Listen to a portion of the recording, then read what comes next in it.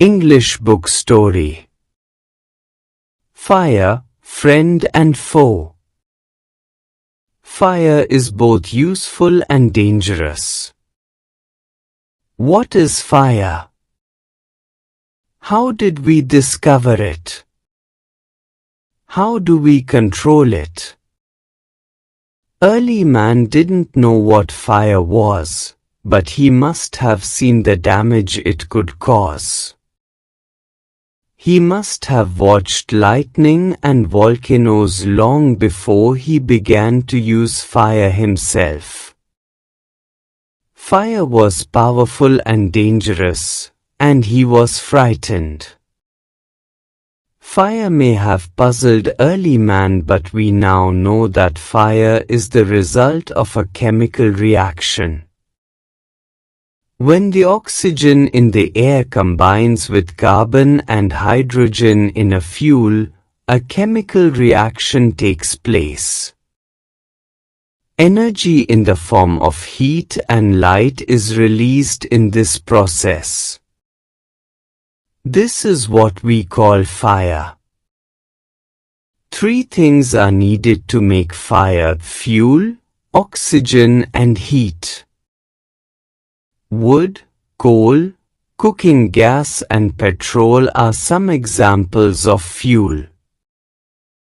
Oxygen comes from the air.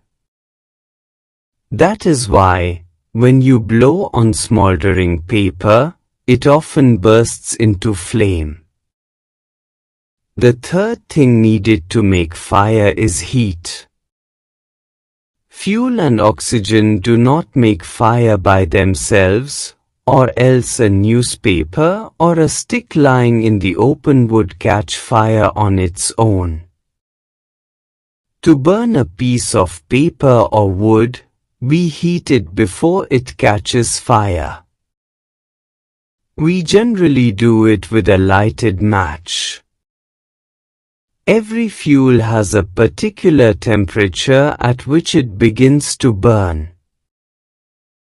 This temperature is called the flash point or kindling temperature of the fuel. It is sometimes said that fire is a good servant but a bad master. It only means that fire is very useful as long as it is kept under control.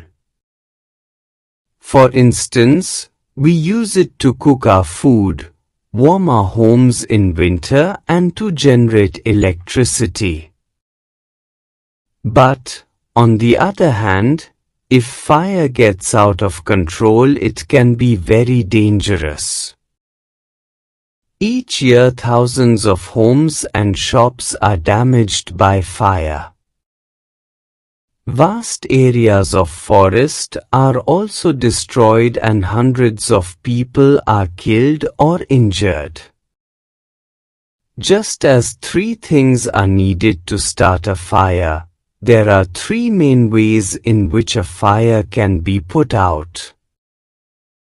In each, one of the three things needed for burning is taken away. For example, we can take away the fuel. If the fire has no fuel to feed on, no burning can take place. We often let a fire die out simply by not adding more fuel to it. The second way of putting out a fire is to prevent oxygen from reaching it. No supply of oxygen means no fire. Small fires can be put out or smothered with a damp blanket or a sack. This stops oxygen reaching the burning material. Sometimes, carbon dioxide is used to extinguish fire. It does not allow oxygen to reach the burning material.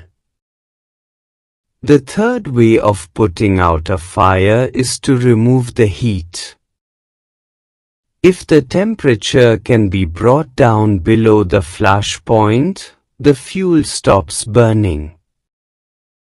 You blow on a burning matchstick or a candle to put it out. In doing so, you remove the hot air around the flame, bringing down its temperature below the flash point, and the candle goes out. Sometimes, water is sprayed on a fire. It absorbs heat from the burning fuel and lowers the temperature. The blanket of water also cuts off the supply of oxygen, and the fire is extinguished. Some fires cannot be put out with water. If water is sprayed onto an oil fire, the oil will float to the top of the water and continue to burn. This can be very dangerous because water can flow quickly, carrying the burning oil with it and spreading the fire. Water should also not be used on fires caused by electrical appliances. The person spraying water might receive an electric shock and be killed. A carbon dioxide extinguisher is the best thing to fight an electrical fire. We spend millions of rupees each year in fighting fires. And we spend more trying to find new ways of preventing fires from happening and getting out of control. On the whole, we have learned rather well to control fire and put it to good use in our everyday life. Long ago, there were no firemen. When fire broke out, everybody became a firefighter. People formed human chains, they still do if required, and passed buckets of water from a well or a pond to the blaze.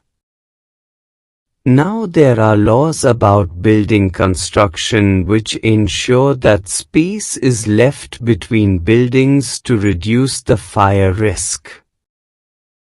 Every new building, especially a public place, must ensure observance of fire prevention norms. Bands of firefighting workers with special equipment, known as fire brigades, are there to put out fires. Firefighters are highly trained people. They possess many skills.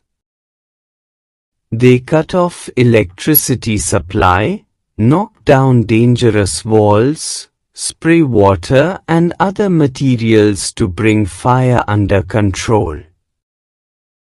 They are also trained in first aid so that they can help people suffering from burns or from the effects of smoke. The discovery of fire and its uses helped early man to cope with nature better and gradually adopt a settled mode of life. Fire is still worshipped in many parts of the world. Fire is indeed a friend, but, as we know, it can be a dangerous enemy once it gets out of control. Have a good day, see you in the next video, thanks.